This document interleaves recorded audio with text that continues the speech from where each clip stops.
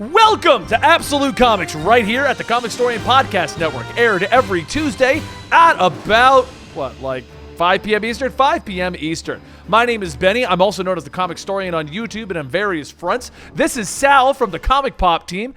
We both do a lot of YouTube videos formulating ideas, theories, and discussions on comic book storylines, characters, and movies. And this is our show that we do on a weekly basis, which is entirely supported by our Twitch subscribers here in the podcast network and by our Patreon. So if you want early access to the show or you want to see it filmed live, we beg of you to please consider supporting us if you have the funds. And if you don't, fear not. Just being here, helping us boost our algorithm does help us a lot. It really does. And you can also support us by going to gfuel.com, using the code COMICS at checkout to get 10% off of your order, and that will allow you to also support us if you want a more, product-based version. Sure. I mean, we're going to have more shirts back up soon. We're getting that fixed up as well, but there are shirts on our store designed by humans. That link will pop up in a minute if our mods are paying attention. So, anyway, yeah, Sal, how you been? We took last week off to do the Blackout Tuesday. That's right. I'm doing well. How about you? I'm doing well. Busy week. I got a lot going on, a lot of business, a lot of comics are coming out. Okay. Yeah. Let's start I read one of them. Let's start with that discussion, because normally we would start by discussing comics you read. I haven't read any. Are you as thrown off as I am by comics actually coming out again? Yeah, well, the fact that there are comics, it's weird because I think, what was it, a week or two ago, the new Spider-Man came out, and I read that and was like, oh, right, Nick Spencer thought it was a good idea to do a 3-part GOG story arc. Here's part 3. Yeah. I'm excited. And then I read it and was like, I read it and went, I think I'm going to drop Amazing Spider-Man. Thanks for reminding me.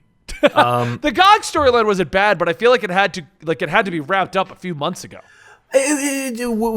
Maybe Spencer needs to go one arc at a time, and stop dropping anything he wants, and then being like, okay, I'm going to set up the Kindred. It's going to be this big thing. GOG. Just did this big event with Kraven, which took 25 issues to get to the point of. Yeah, and the point was, I'd rather have Kraven in the ground. It's not really anything. All it did was restore the status quo so that everyone could have what they wanted. If you wanted to see a story where Black Panther fights Kraven the Hunter, boom, you gave it to you. But if you liked the old Kraven's Last Hunt story, boom, you have that too. Right. It was very weird, and I have a lot of feelings about the Spencer Spider-Man run. Is it better than Slott's? But at least he's doing some of the things I want. It's just kind of I don't know. It feels all over the place. It feels too jumbled. And this whole delay we experienced didn't help any. And then, of course, that's not even considering the rest of them. DC's whole new release schedule, where new books are on Tuesdays for DC. Did you know? Because I bought Batman today and read it and was like, oh yeah, Batman. I get to read Batman a day earlier than all the other books. Yep. But Comixology would do nothing to help me with that, because Comixology's, main page is a disaster area. Yep. No, it's 100%. They don't promote the fact that there are new books today. I got The Flash. I got Batman. I forgot to read them because that's not on my Tuesday schedule. And then, right. Wait, I just got a noise from the computer. Oh. I don't think anything broke. For those who are watching this on the YouTube channel or listening to the audio as it was uploaded, we've had quite a few technical difficulties trying to get things working today. It's true. If you're watching it live, it's choppy beyond belief because we can't fix that, but people voted we keep it up while we do this. But no, that's just throwing me off because so my schedule kind of became very much work out in the mornings, go for bike rides, do a lot of stuff, play a couple games, do some audio, answer emails, do all my usual stuff. And I stopped reading comics because they didn't come out for 3.5 months. Yeah, that's right. So I read trades, but Well, yeah, I read trades and stuff, but that's not a release schedule. It used to be Wednesday. I wake up, I read everything before 9:00. I would wake up at 6, read all the books that came out that day, have them all read. Now I got to figure out a new schedule because DC is every Tuesday. Yeah, and stuff like that. So I don't know. It's going to be interesting to see how we do it. But that's what I was talking about. Are you thrown off? Because if I had remembered, I would have read The Flash. Right. I didn't even know The Flash was out. And you know why? Because I had to sort by alphabetical from just the week. It didn't say these are new books. It was this is the week here are the books that came out for today, the 9th. And you're like, okay, and it's alphabetical only. So I got to the B's. I'm like, oh, Batman, and then I just forgot because I was like, oh, I'm just so excited that Batman was back and that because I really like Tynan's run. It's the first new issue of Batman, by the way. They've been reprinting the old ones. Exactly. So you're reading that and you're like, I just forgot that there was more, and so I missed everything. Yeah. Else. Well, you didn't. There was Legion. No one's I helping. can think of. It was Legion, and it was Flash and Batman. I believe those are the 3 that came out today. Right. So yeah, I don't know. I didn't actually read it. Like I didn't read like the trades. I don't Joker know what's 80th coming out. Anniversary also came out. I bought that too because it was under Batman. Yeah. Yeah. Well, yeah. So it's weird because it's throwing me off now because like I want to do more, but I don't know. It's weird. It's just a weird situation in general. I don't know what to do to fix these, or to make things even better, or to do whatever. It's just going to take getting used to. That's what it's really going to come down to. Like, it was funny because I was thinking about it. Like, last week I made that initiative, like, I got to go back to my normal schedule. And last week was just crazy trying to do that. And then this week I'm getting even more hammered in, like, we're going back to normal. We're going back to normal. And, like, I'm like, oh, yeah. And people are like, Benny, did you read the latest comics? Like, right, that's my job. Like, yeah. It's reading the new books. And God only knows when they're coming out. So we just, It's what a disaster. Because for them, it's like, okay, we are already having a hard time getting new people to read books. How about we make it hard for people who want to read comics? I think this is actually a great move, and I want to go further discussion about their official decision to drop Diamond officially. We'll do that in 1 second. But real quick, the topics we're going to talk about today, guys. See, we haven't even done Absolute Comics so consistently. I forgot how we have to. We were like, let's structure the show to be more professional. Then I forget to tell the topics. We're going to talk about the Diamond. DC breaking ties to Diamond. Marvel reschedules their free comic book day to July 15th and July 22nd. Yeah, what the hell does that mean? Does that mean that... We'll talk about that a bit. Don't go into it now. Black Label Birds of Prey book gives us the Birds of Prey movie we should have gotten. I agree with that. Right. Jeff Johns speaks about his fresh take on the characters of Stargirl. Right, I forgot that came out. I got to watch that. Same. Batwoman showrunner explains that they do not plan... Okay, that's I'll go to that one. And we're going to talk about Bendis leaving Superman already. Like, what? Yeah. I've got a nice rant for that one. Like, good. So... Yeah. So let's go ahead and talk about the Diamond thing then. It's funny, everyone hit me up like, Benny, did you see that they announced that they're leaving Diamond? And I'm like, I missed it. That was discussed 3 months ago. Yeah. Like, did you hear they're using these new distributors, USC and Lunar? And it's like, yeah, they set that all up. Yeah, that was a while ago. We made whole episodes on it. They're like, no, it's official now. I'm like, no, it was official 3 months ago. The only thing, because everyone's freaking out about it now based on them giving articles. I think it's 2 reasons why you, the fans, are like super excited about this and why this is like news. If you're listening to the audio, you don't see me doing air quotes, but news. Right. What I think the situation is, one, as comic book fans, and I'm in this boat too, we are starved for anything comic related. Yes. You could be like Robert Patterson, whatever his name is.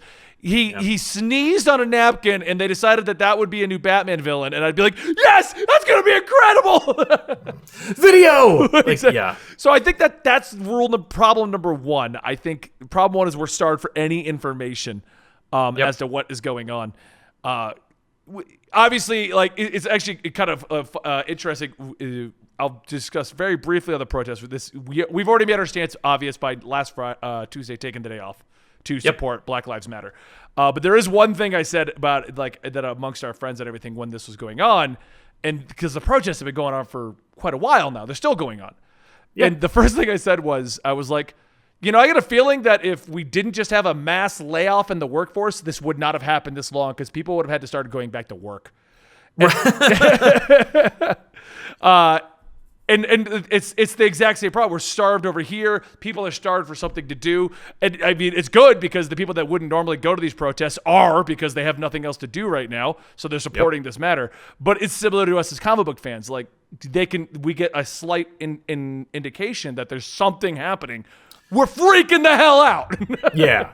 Yeah, but I will say that the Diamond thing, this is an official announcement that they are severing ties. Originally, they had a contract. They did set up USC and Lunar, but they also still had a contract with Diamond. This was, they terminated the contract with Diamond. There will be no more Diamond. Yes, so, and that was the second point. That's the real news. Like, but, everyone else was focusing on, in the beginning, they were just like, did you hear about this new thing? And it's like, no, that was already set up. This is the real thing is the straight up, throwing away of Diamond as a distributor. And that's what I think the secondary thing is. Like, while you and I and a lot of people on the inside kind of knew what this meant when they announced we're making 2 new publishers, I think the general populace wasn't aware that meant Diamond was counting their days that they had DC. Yeah. The only way that DC would have gone back to Diamond is if these new initiatives just did not work out. And obviously that did not go as planned. Either that or if Diamond had... Because that DC and Diamond were in negotiations for better deals and better rates, and ultimately those negotiations broke down, and DC is, I think, continuing to play hardball. Because I think that DC is this is still part of the negotiation. Because when DC set up USC and Lunar, or at the very least decided to work with them, who had not existed until DC decided to start working with them, right? That they were setting up... arguing points to use at the bartering table with Diamond, and thankfully, because there was no inventory to release during the pandemic when they set them up in the first place, there was there was plenty of time for them to get situated and get set up so that when we got to this point, they could go, yeah, actually, we're going to throw it all away. Bye, Diamond. Because these new distributors have had a month and a half to 2 months to prepare to ship our books. Right. Yeah, it's just interesting. It really is. Yeah, I don't really know what more to say about this other than it. I personally think this is good news, Sal. Right. Because the problem with Diamond isn't that Diamond was a shitty company on shipping and issues. The problem is that Diamond owned too much. They had a monopoly, so they didn't have to be better about it. And that was the issue with Diamond. It wasn't... Their practices sucked 100%, but that was created by them having a monopoly on the situation.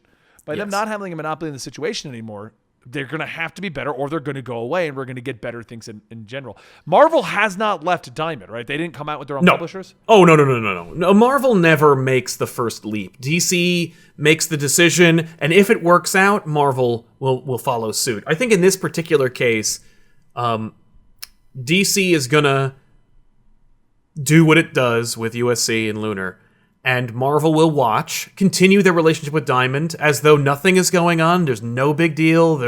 I doubt there's going to be much, if any, negotiation between the two of them and their contract. But if I were Marvel and I were looking to get some heavier discounts, I might use that as leverage, though Diamond just lost 30% of their revenue. So I don't know how generous Diamond's going to feel in offering discounts to everybody else right now, since they're going to try and recoup 30% of their losses. You're right in that it is incredibly fascinating. This whole thing is very interesting because for the last 25 years, Diamond's been the sole distributor of comic books in North America. Right. So you're kind of like, well, what does it really mean? And you have to look at who's making these strategic moves and what's probably going on behind the scenes, because we don't know what DC's end game is. We don't know about the restructuring, but we can infer a lot of things. Here's something interesting that we can infer. One, based on conversations I've had with retailers, 5G was a retailer initiative that DiDio set up to get people into comic shops to buy monthlies again. Because, of course, DC's revenue, or at least their monthlies on revenue, had stagnated. They weren't making more money selling monthlies for the last 2 months, or 2 years, I should say. So when it comes to their end game with monthlies, their options are, we need to either increase our profits or we need to reconsider what we're doing with monthlies. And DiDio, as we know, was a big proponent of the monthly book. Right. He invented 52. He invented the weekly book. I mean, when it came to, in continuity, in universe, big book. I feel like he was also the guy that was against digital, which we have been proponents for. And it looks like DC's legitimately testing digital waters now. The big time. And I think that we've only scratched the surface. You know who won't issue a statement about any of this? Comixology. Or DC. And I'm thinking, or DC, well, DC, when they found out that they didn't have to make any statement about firing one of their co-publishers and practically the face of their company, they were like, oh, we never have to issue a statement about anything. Yeah, cool. That's true. I mean, if you were a company and you were like, we just made a huge sweeping change in our, in our structure, and only 3 news outlets lobbed us very softball questions about it, you'd go, oh, well, then we never have to issue a statement about anything. We can just do whatever we want and tell them we did it. Or not. Let them figure it out. Let them scratch their heads. Because you're absolutely right that, like, I think DiDio was more of a proponent of monthlies than he was about digital. And I think that 5G was an initiative between DiDio and the retailers because, unofficially, as I recall, it was kind of being called the New 52 too. And New 52 was a feather in DiDio's cap and one of the biggest moneymakers in the last decade for retail shops and DC Comics. Right. So they needed another New 52. 5G was that New 52. DiDio being gone and Diamond being gone shortly thereafter suggests to me that those were in tandem. That DiDio was the only thing in the way of them maintaining a relationship with Diamond. And that they were like, hey, get rid of him. Get rid of his stupid comic book plan, like the comic book store plan. Yeah. And also, screw comic book stores. Like, we'll figure it out. We got these other 2 people. And by the way, the big point of contention about this is that, USC and Lunar Distribution are not distribution houses. These are comic book retail outlets. Yeah.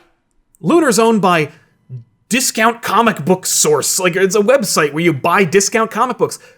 USC is owned by Midtown Comics, a major chain retailer that is a direct competitor with your local comic book store. Oh, yeah. So it is a pretty contentious situation. As much as I love my local comic book store, even before going digital, I went to Midtown, honestly.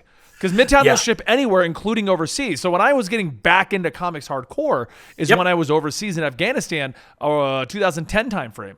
And like I've told this story. Like, I've read comics since I was a kid, but I've only read like Batman, Green Lantern, Flash. I had some very basics that I would buy, like Spider-Man. Right. It wasn't until I went to Afghanistan and I had a lot of downtime and I was able to ship them from Midtown that I get into the whole thing, beyond beyond the famous the bigger ones. Universe. Absolutely. Yeah, absolutely. And I certainly myself, when my shop refused to ship me books in college, all I could do what I did was I would go to the comic book shop a mile away from my campus. When that closed my first semester at college, I bought my books through Midtown because I didn't know any better and I didn't have any other real options back then. Now you have lots of options. Now, of course, because of the pandemic, your comic book store probably innovated in such a way that shipping is a essential part of life for them. They're selling blind boxes, packages. They're shipping books. They're pulling pre-orders and pull lists and shipping those too. Shipping is a way of life for them now. And it's ironic that, like, just during this period when comic shops were forced to innovate and come up with new strategies to keep to expand their comic shops digitally through social media and physically through selling their actual inventory. DC said, "Oh, and by the way, we're gonna go to direct competitors for you and ship our books that way." Yeah, damn it, we just got out of this, and now you're making this big change for us. And it's it is complicated and it is frustrating. And if you're a retailer, you are justifiably pissed because this is the Wild West of the distribution wars, so to speak. Yeah, I don't know what's going on with that stuff in general because you're right. I'm not trying to side with their decision. But you understand. See, because my argument has always been, if you're a comic book retailer, you need to diversify your portfolio, basically. Yep. My comic book stores that I go to and the ones that, after traveling the States and doing all these comic book shows, I've seen do the best are entirely ones who do Magic, and they do sports cards, and they do D&D, and they do things like that to get you in the house. And then you also buy comics. It's just because we're at a day and age where comics are not that big of a deal anymore. I hate to say that. They're not because everyone wants to do digital. And I've said it before. You get a kid to try to sit down and read a comic book for half an hour or he can go play Fortnite. You know what most of them are going to pick. Sadly. Yeah. We need to get into the Fortnite game, Sal. Screw this. Like, we're doing the wrong stuff. Listen, Fortnite will get in bed with anybody. So if ever there was an opportunity, let's do it. Anyway, what it really boils down to is diversification of the portfolio, and I was all on board at that. But now DC's like, we don't even need you guys anymore. That's a totally different argument. Yeah. Oh, very much so. Yeah. So the Diamond thing is very, it's multifaceted. It's got a lot of interesting layers and pieces. Mostly speculation, because all you have to go on is what DC has done, who those outlets are, and what they're going to do. Yeah. And we don't even really know what they're going to do for the long haul. All we do know is DC propped up these new distributors. They broke with Diamond. That's all we really have. We don't know that 5G was DiDio's plan. We don't know that 5G was an initiative between DC and retailers to get people into comic book stores. We just can infer those things based on the other data we have. But what an inference. Look at all this information we can infer. Peter David himself, noted comic book author and creator in his own right, went on Facebook the other day and he was like, this is a calculated maneuver by DC Comics to destroy Marvel Comics. And I'm like, out of all the theories, that one's the funniest. Because not only is it completely not true, but it's also the juiciest. It's the easiest to get people. You don't even have a YouTube channel and you're clickbaiting the hell out of yourself, man. You just gave me my next title, so I'm going to talk about this later. DC's going to crush Marvel. I mean, we've said this since the beginning. DC, okay, first off, DC's always tested the waters of the digital way ahead of Marvel. Way ahead of them. They put Injustice, they put Smallville, things people wanted. And now they're just testing it with generalized comics. Before it used to be you go to digital to get some more of the crazier stuff, but now they're like, no, now it's Batman. And they were doing reprints, but they're doing a Duke storyline now. That's not an 80s reprint. That's something else. Oh, no. Gotham Knight, Man of Tomorrow, there's the Trinity Plus. You got Flash and Aquaman, Swamp Thing had one. There's a ton of digital push from DC. You want to talk about speculation? The funny thing is, DC is the innovator when it comes to making digital books versus Marvel. Between the two of them, only one of them has a Netflix-based subscription model for getting your backlog of books, and it's Marvel Unlimited. Now, we've seen the DC Universe, an app that is exclusive to DC and spent a good part of a year or two generating original content, fired their entire DC Daily staff, and completely ended the show. Yeah, DC Daily's dead. When did that happen? Yesterday. Oh, okay. I'm not completely out of the loop. I'm like, no. It happened yesterday. They're contracted out until the end of July, I think, or July 9th or something like that. At any point, they can produce the show until July, and then the show is over and it's off. I would assume that with it is going everything, and that DC Universe, anything that makes money, Harley Quinn, Doom Patrol, Titans, and any other ancillary things like that, are going to get folded into HBO Max. DC Universe will become the Marvel Unlimited for DC, and all their books are going to go digital, which is part of the reason why you're thinking that we haven't heard anything from Comixology. My guess is Comixology is next on the chopping block. But DC's we can't make changes every day. We got to wait a couple of weeks at least. I think they'll stay with Comixology to an extent, though. I want them to, because God help me if I have to own a subscription to DC Universe if I want to read DC Comics month to month. But at the same time, DC are the ones who are throwing their hats over the wall. These are the people who are making these big changes and going listen, we're essentially telling you we're making steps to get out of the monthly game. Right. And what do we need Comixology for if we already have a huge stock of digital books and digitized version of our most popular books? We have our own guided view, trademark and patent pending, viewing system. And as I recall, I don't remember if you remember, but but DC Universe was shocked and amazed to find out how much of their subscriber base was there to read comic books. I don't remember that at all. Yeah. When did they say that? They said that, I want to say it was a few months ago, but they were so they expanded their digital library, and they started bringing in newer books, more refreshed we titles. said that since the beginning, that the whole DC Universe business model didn't make any sense. Well, it just must have been hemorrhaging money. But yeah. What's funny to me is, out of all of them, DC Daily was easily the cheapest show to produce. which says to me, it doesn't say that like Hector Navarro was super expensive. It says to me that they're like, well, we're just getting rid of that type of content on this app. Yeah. And if they're getting rid of the easiest, cheapest thing to make, what are they making room for? Well, because it's not like they're going to make more Doom Patrol. We got HBO Max for Doom Patrol. Oh, yeah. I mean, Doom Patrol's not even going to DC Universe now, is it? It's going straight. No, it's going straight to HBO Max. Yeah. So they proved that they can make the shows, and they proved that people will pay to watch more bizarre versions of the shows. Yeah. So we're just going to... And they also have announced that they're not going to get rid of DC Universe. So what is DC Universe there for, if not for like the collaborative DC fan experience? My guess is you're going to see the community boards go away. You're going to see the DC Unscripted show go away. You're going to see like all like the Shazam show, all the other like older shows that like nobody's really watching, Super Friends, stuff like that. They'll cram that over on HBO Max. Like Disney Plus has all of those old Marvel shows for kids. I think they're going to keep all the shows the kids on DC stuff. Universe because it just sweetens the pot. Yeah, That's what I see them going to HBO Max, but I could see them like this becoming like the hub for DC stuff later.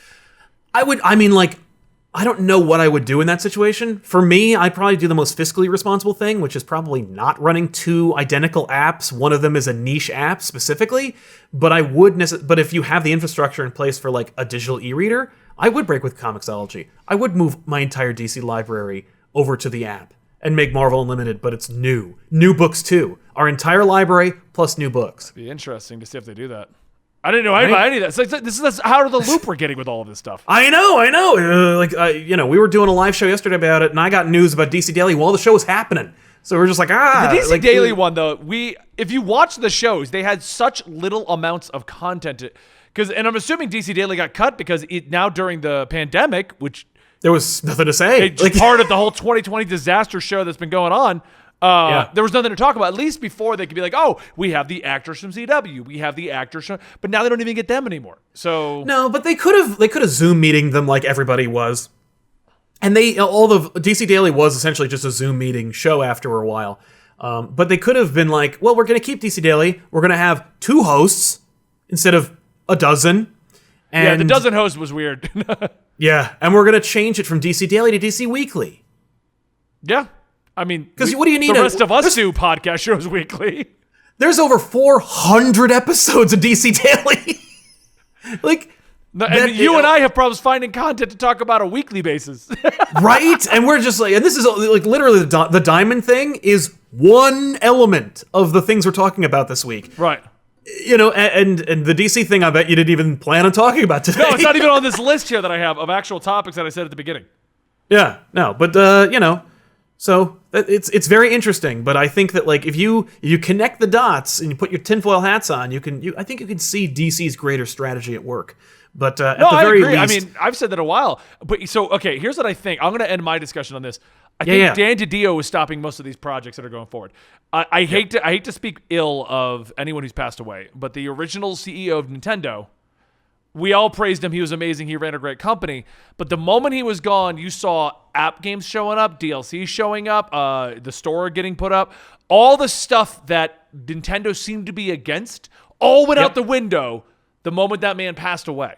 Absolutely. And it's like you could. It's almost like what's happening at DC right now, where they want to adapt to the times, and it feels like Dan DiDio is like, no, comic book stores, we're getting them in there, we're going to focus on that again, and everybody else is like, no, digital platforms, digital comics, what do you do? You know what I mean? Like, you need to make this available to people everywhere. Yeah. I mean, I hate to say it, I spend more time on these app games about superheroes, Sal, than I do on the comic books at this point. You know what I'm doing while we're discussing this? I'm working on my Marvel Strike Force team.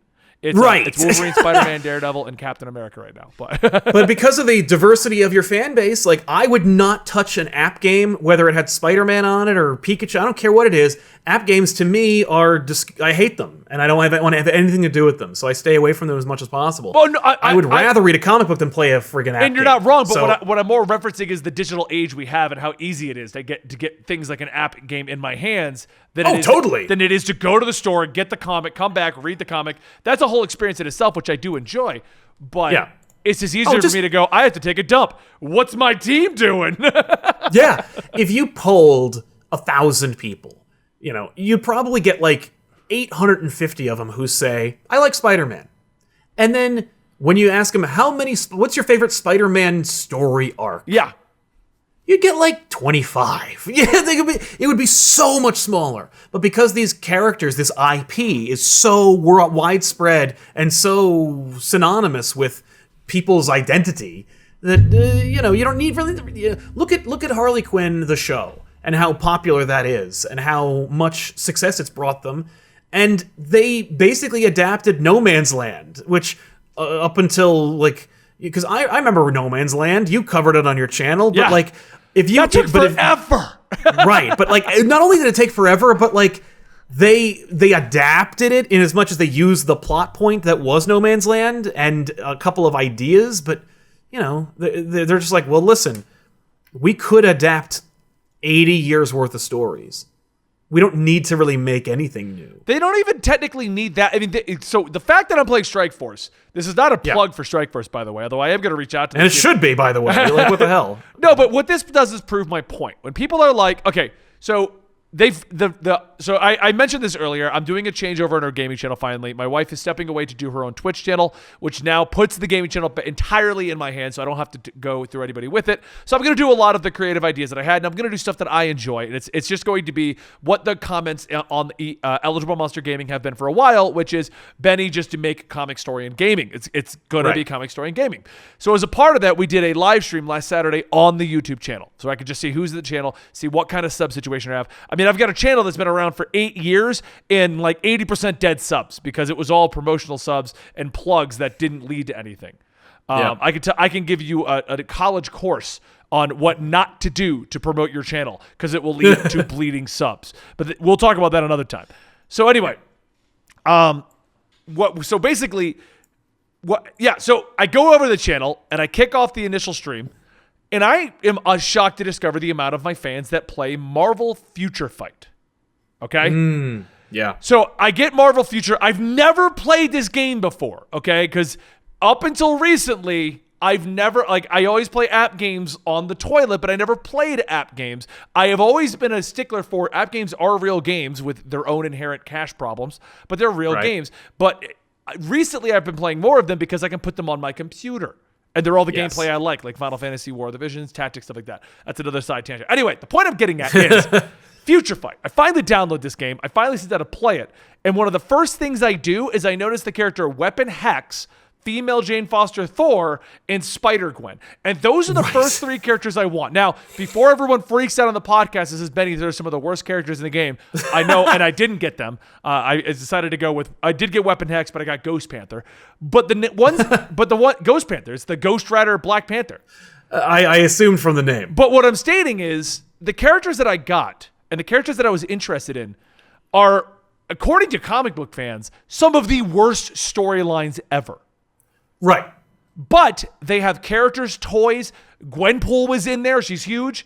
The point I'm getting at is when somebody goes, Benny, the comics aren't selling that well. They only sold 15,000 copies of female Thor. You're right. But they also got a Sideshow statue, Funko Pop, action figures.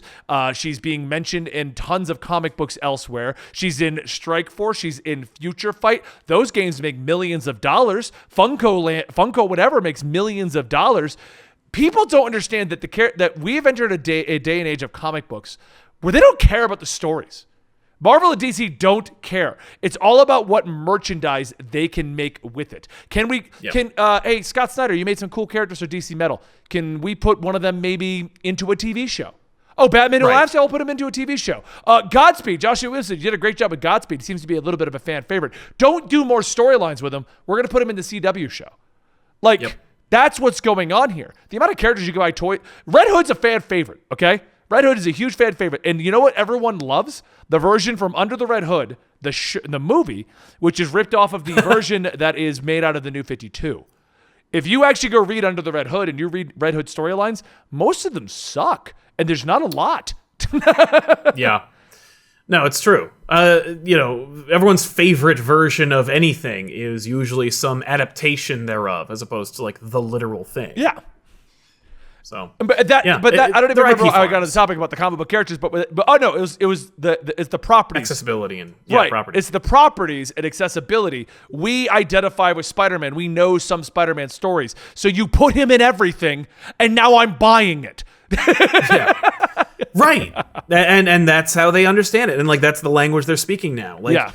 the story's incidental. It's like the 80s when like they'd be like, well, can Lion-O and the team go through if they need to go through the forest, don't they need some kind of like a big tank that we can make out of plastic? Yeah.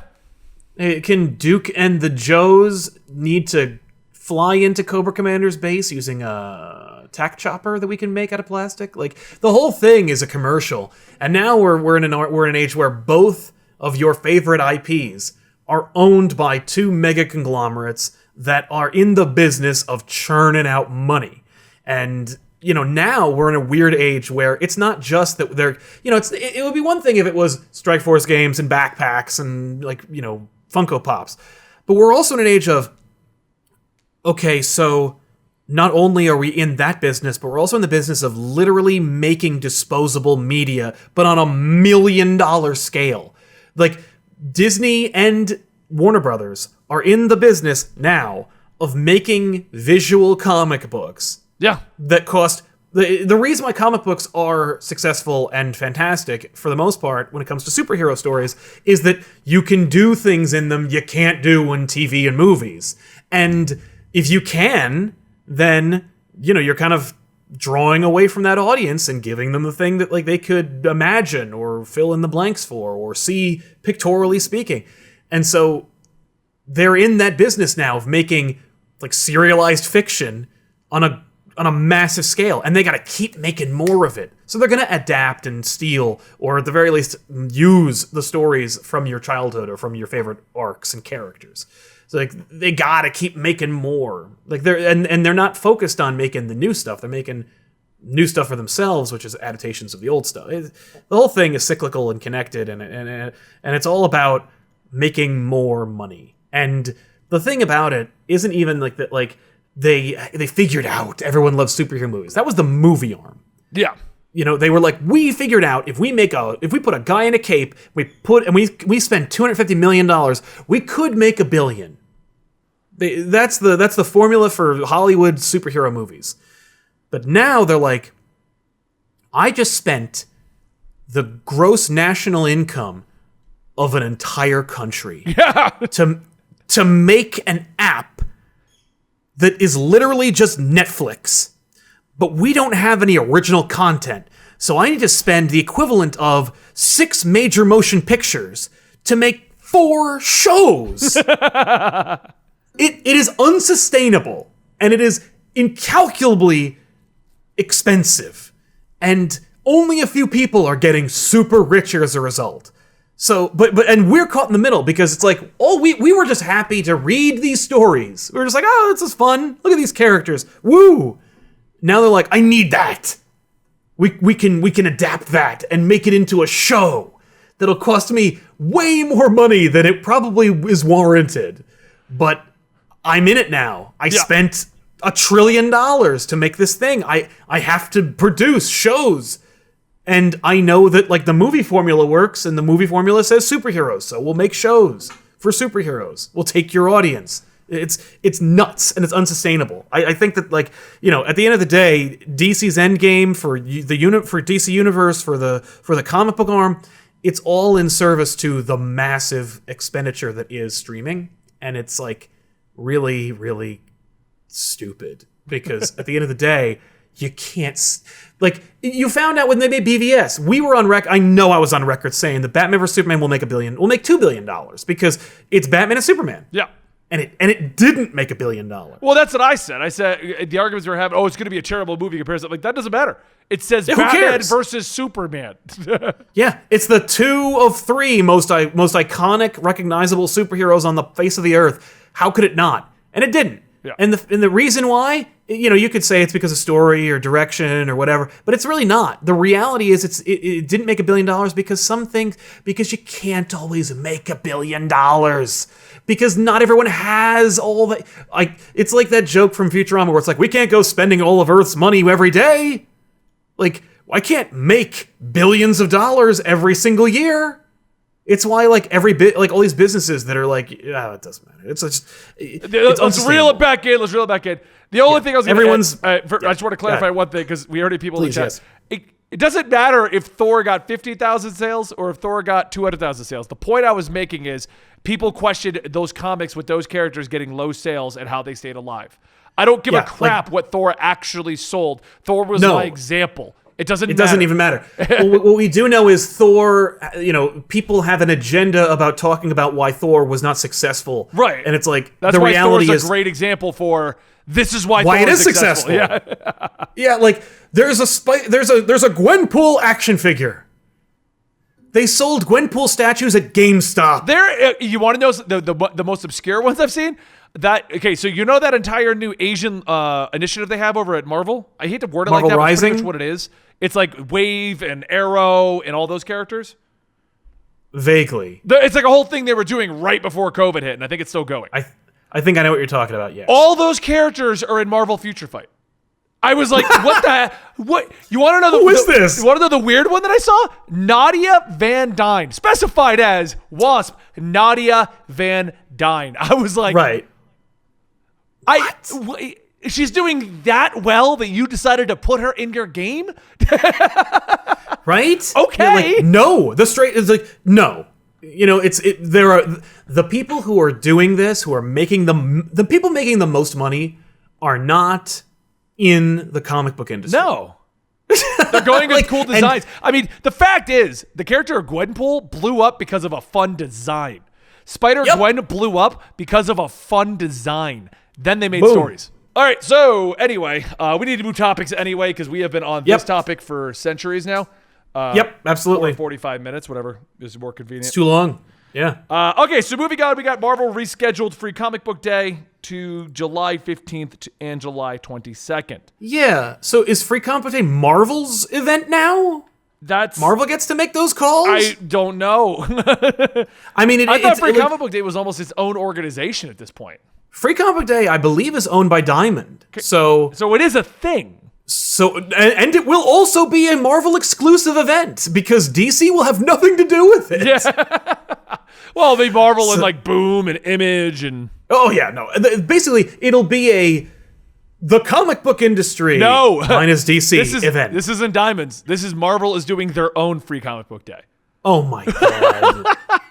Well, that sucks because like, what does that even mean? Does that that sucks, man? No, just.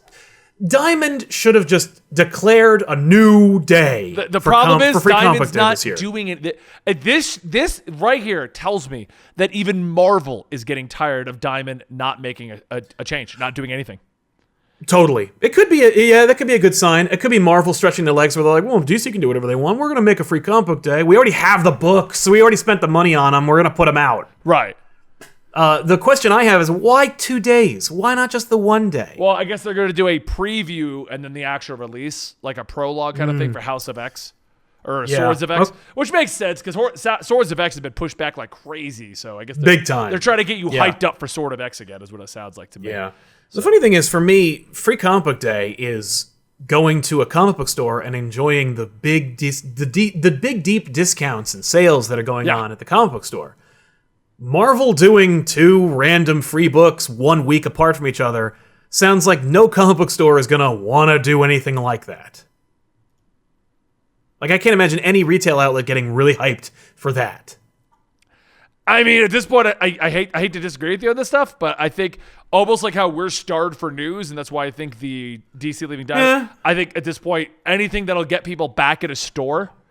I mean, think about this for a moment. Marvel's announcing its big X-Men initiative. It's July 15th, so COVID should kind of not be really as big of a thing anymore, and you should go to your store. Yeah, just grab your mask and go to the store, I guess. So, I mean, COVID's not going to be away for a while. Did they officially cancel New York Comic Con? No, they didn't. Not yet. I know. Still Emerald planning. City was rescheduled. We said we'd go depending on like the situation.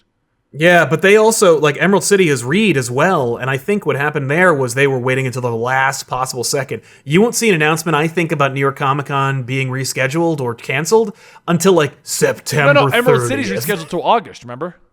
What? That's right. Yeah, you agreed to no, go. I asked you. Yeah, that's right. Yeah. Well, you know what? I don't feel safe enough. I don't think that's. I think that's too soon. Well, I mean, it might be. Well, all I said in the thing was, we'll see how this is. We're on board if everything looks safe. Yeah. But if I gotta get in a plane with anyone with COVID, I'm not going. Yeah. So, all right. Well, next thing on the list is Black Label Birds of Prey book. Should have been with the Birds of Prey. I've gotten through half of it, and then I got distracted. I didn't even read it. Did it come out recently? It did. Or? It came out recently. It's really good. I do highly recommend it if you like the characters for Birds of Prey. I like seeing Huntress in an outfit, like a Huntress outfit. I make a point of checking out at least every Black Label book just to see what they're doing. For the most part, Black Label books are like, I look forward to those more than regular DC books because I know they're going to have a beginning and an end for the most part. Right, that's true. Yeah, like I don't have to worry about like, okay, so 100 issues in, I hope Tom King gets his shit together. I didn't wait 100 issues for that. I'll tell you that. I did, and he did. I was happy with it, so whatever. Nightmares could have like not happened, but yeah, it was a risk. All right, so next up, I'm kind of going through these in a pseudo hurry. Yeah, why not? Just so we can get to the ones that we're going to talk about, which are primarily going to be the Batwoman situation and the Superman. Oh yeah. Jeff Johns speaks about his fresh take on the girl's characters in Stargirl. I didn't see it. I'm going to watch it tonight. I'm sorry. Me either. Yeah. I will say this. This is interesting about Jeff Johns. He's offering a masterclass at Joe Kubert's School of Comic Art. He's going, I guess, to Dover, New Jersey to do a masterclass on comics at Joe's, which is really cool. And I think for one of them, he's bringing Jason Fabok with him, which means Fabok must be done with 3 Jokers. Well, the book comes out like next month, doesn't it? I don't know. I think it was supposed to come out in June, so... That's what I mean. Like, I'm pretty sure it's coming out very soon. It better. They've had enough time. So, that's exciting. That brings us up to the Batwoman thing. So, Batwoman showrunner explains that they do not plan to replace Kate Kane, but instead bringing in a whole new character to Batwoman's cape and cowl. Wait, what? Yeah, that's so horrible. I can't even imagine. Why is it Batwoman again? Because now it's just going to change into the comics. Yep. So dumb. And how is that going to tie into the current storyline of Kate Kane's sister and father and Batman and... Yeah, I think what they're going to do is they're going to like say she's missing or pretend she got killed and then set it up. I don't know. I think it's a horror. It's actually the worst idea they could possibly have. Ryan Wilder. Just recast her. Yeah. Just recast. It's one season. Recast her. I'm on board with that. But Ryan Wilder will be a brand new character, not in the comics. The character description based off the casting call will be a likable, messy, a little goof, untamed. So Kate Kane. She'll also be nothing like Kate Kane. How? Wait, hold on. The description gets better. She's also an out lesbian, athletic, raw, passionate, and fallible. She's Kate Kane. Yeah. Just recast the character. Why would you? And how is... I get recasting will be a little awkward and stiff for the first couple of episodes as the fans are like, no, that's not Kate Kane. But you're just... Now the storyline won't make sense. Just cancel the show. Yeah, that's what I said in the beginning. I was like, this sounds like the show is over. Yeah. But like, if they are so worried that people can't reconcile a different actor for Batwoman, then just end the show. Yeah. Don't replace Batwoman. This doesn't make any sense. Because, like, seriously, like, if you're not going to carry on Kate Kane, the plot right now revolves around Kate Kane. All right, I didn't catch the finale. Dan was watching it, and he filled me in on most of the situations with it. But unless I missed something obvious, it still revolves around her sister and her father, and you're going to then just put in some random drug runner girl as the new Batwoman? Or not. Yeah. Or for the first half season, she won't be Batwoman, and they're going to be like, you're going to need to be Batwoman. But, like, if she goes missing, right? If they like, oh, Batwoman went missing. Yeah. Like, I think that's the plan. You're only making it worse because eventually you'll have to answer that question. And Ruby Rose is out. Yeah. Like, unless they're hoping that at the end of season 2, they'll get Ruby Rose to come in and be like, you're Batwoman now, and then leave again. But just recast. So stupid. This is why I don't watch TV. Yeah, we will talk about this one because it doesn't relate to the current situation or anything. Well, it kind of does. So I don't know if you caught this one, but they fired the guy who plays Elongated Man. Yeah. For a very similar that. situation to James Gunn. But I will say there is differences that people are not tracking, and I agree with the decision to let go of him on this one, as I was opposed to the James Gunn situation. Right. I mean, do you have anything you want to say about this before I explain my reasoning? I don't know what he said, so I have no idea. Very racially charged comments and a lot of misogyny. Like, things like referencing date rape will be fun. He wishes he had a wife to beat. Things like that. Like, you could This look is the Elongated Man guy? Huh? This is the Elongated Man guy? Yeah, Elongated Man. Okay. So, the reason why I think that his firing was warranted, but James Gunn wasn't, there's a difference. It's who they're working for. Okay? CW's entire motto is Dare to Defy. Their entire demographic is women and minorities. I've made this argument since the beginning that is who the channel is for. So anybody who complains about the lesbians or complains about them recasting an actor to be black, get over it. That's their demographic. Right. So if you then discover one of your actors is against women and against minorities, even if it's 8 years old, it's literally against the mottos of the network, you know? Yeah. Yeah. While the James Gunn thing was, he made some really bad comments, people attacked him, but it has nothing to do with Disney and Marvel. They just said, "Oh, you're fired." You know what I mean? Like that one. Yeah. So, like, I agree. I do agree with that one, just because of who you're working for. You gotta remember, like, you can't work for organizations where their entire motto is getting out the messages of minorities and representation, and we're all for women and minorities, and then, but this guy 5 years ago. Yeah, right? No. I didn't see his comments, so I can't speak too much to it. I'm but not going to read them verbatim, but you can easily Google it. Yeah. Oh, yes, totally. But yeah. Whatever. So I just wanted to comment on that, because that what is hot news in our comic book world, and it is a situation in which, like, I kind of agree with that one. I do. Yeah. So. Right. The comments, everyone's curious real quick. You can Google them real quick. If I remember correctly, they came out around 2011, 2012. So it is the same situation as James Gunn, where they're all before he was hired, but it's also, I mean, it's right around the time he was hired, so I don't know what could have changed. Right. The actor even came out, unlike James Gunn, where he was kind of like, well, this is bullshit, I'm going to go to DC. The actor came out just like apologizing profusely and things like that. Like, yeah. All right. Well, good luck. Yeah, it's rough. I mean, you gotta, when it comes to digging through people's old tweets, the first thing I can tell you is, if you're a public figure, don't tweet shit that may come back to bite you in 10 years. How about let's not make racial comments that you think are funny. Let's not tweet out against women. Let's not just generally make comments that are going to piss people off. If your job is a comedian, cool. If your job is trying to get into family-friendly television and movies, maybe not. Yeah.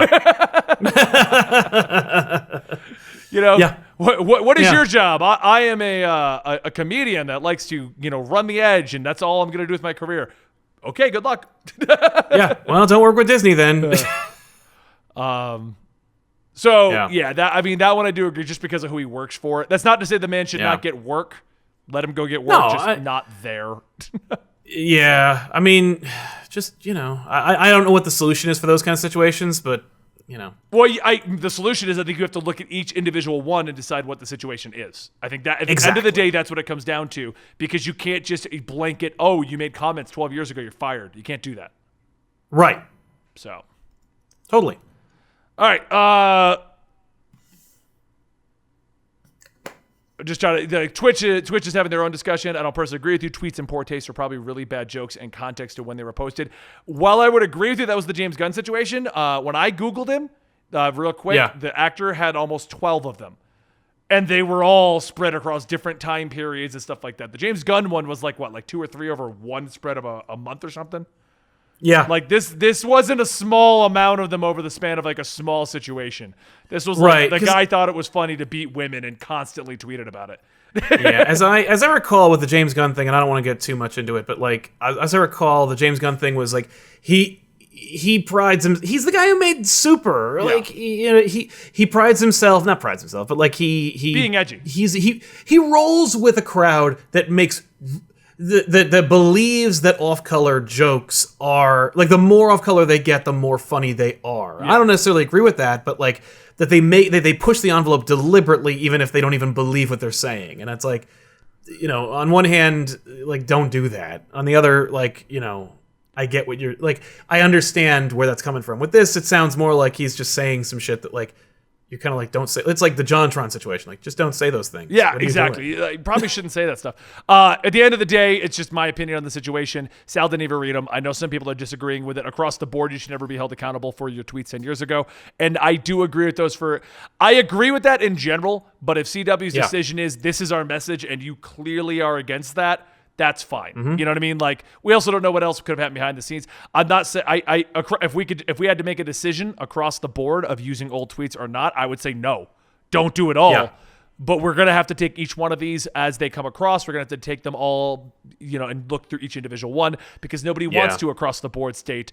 You can't fire me for tweets from 10 years ago. There's no statute of limitations. If we want to come up with that, I agree. If we're going to look at them individually, I'm going to say let's do that. But the fact of the matter is, if you want more information on this situation, Google it and come to that decision yourself at this point. I agree. Yeah, definitely. So, all right. So, last topic, Supermans. Okay, so that's bullshit that Bendis is leaving. Well, and let's talk about like what we know about that, because as I recall, Bendis on another podcast said something like, as I'm heading into the end of my Superman run. Right. Like, it wasn't like there's no official announcement from DC, nor will there ever be. But I know that as far as DC is concerned, like there's no official announcement. It's more just like Bendis said something on a podcast. Everyone was just so desperate and hungry for information. They were like, he's leaving. And it's like, I think it's more like he sees the light at the end of the tunnel. And because of his experience at Marvel, you know when he's ready to leave, because he didn't say anything like at the end of my Avengers run at any point for like 10 years. Right. So we know with this, it must be the end of the sight. My guess is it'll be after Death Metal. I agree. See, here's my problem. Okay, I've been on board with writers get to do what they want. As much as I hate to see Super Sons go, if he wants to age up John, fine. I was okay with that. And I said it since the beginning.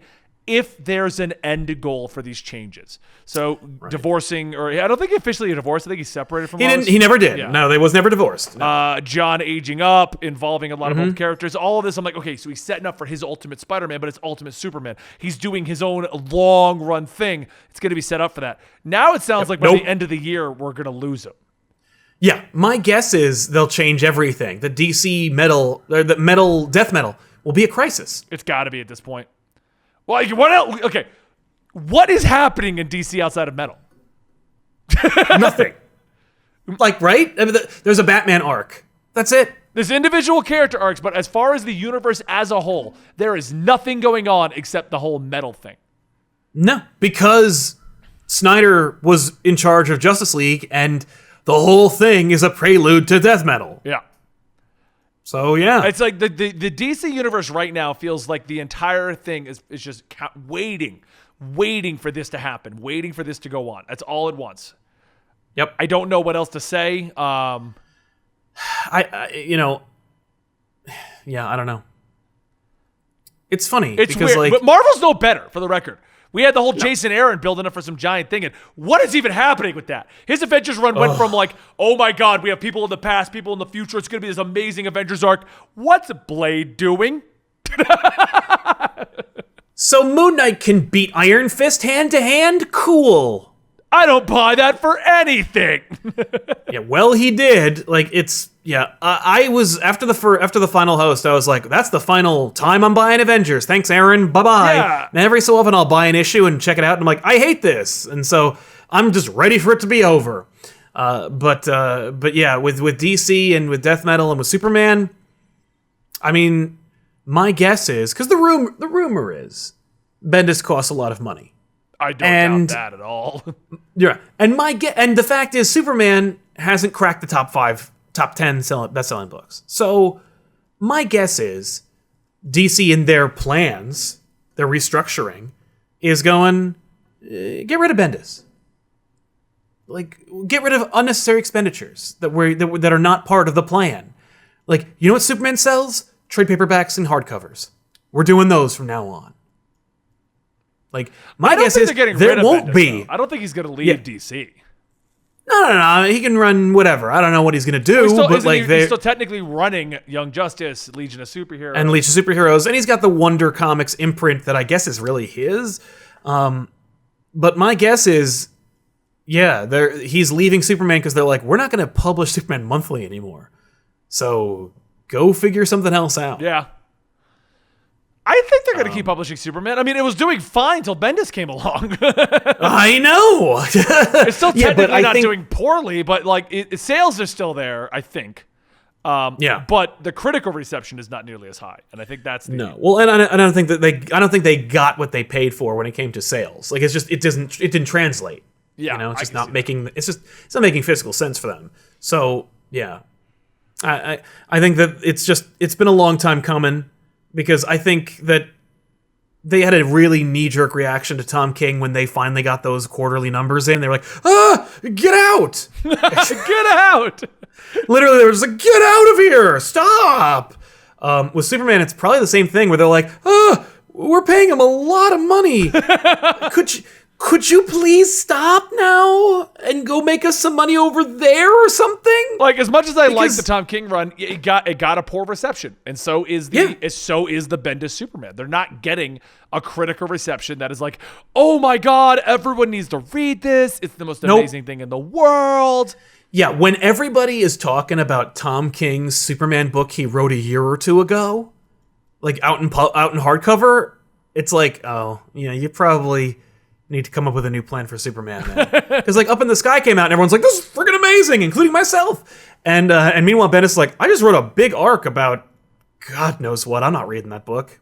I fell off a while ago on that book. I was trying to stay with it for the longest time, but I just can't anymore.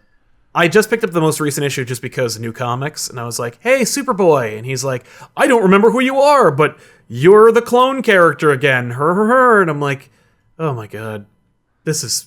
I'm going to read this every month. Now. We got Superboy back, and he's like, and now he's gone.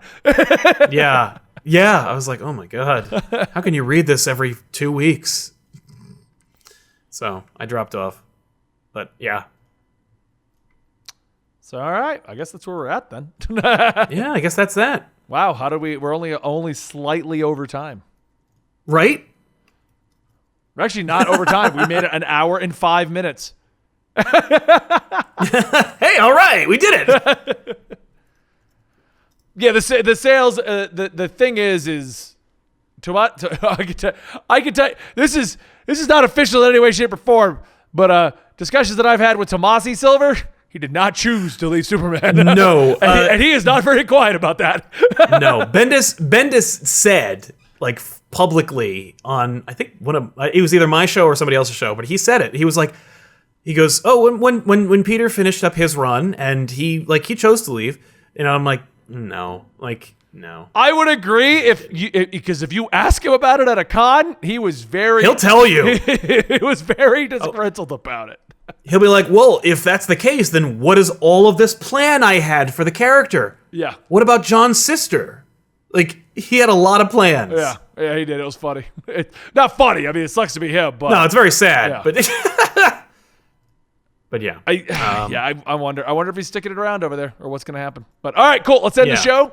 Thank you guys so much for joining us today. Don't forget, if you like this show and you want to see it come back on a weekly basis, then please consider going to Twitch, subscribing over there at twitch.tv/comicstorian.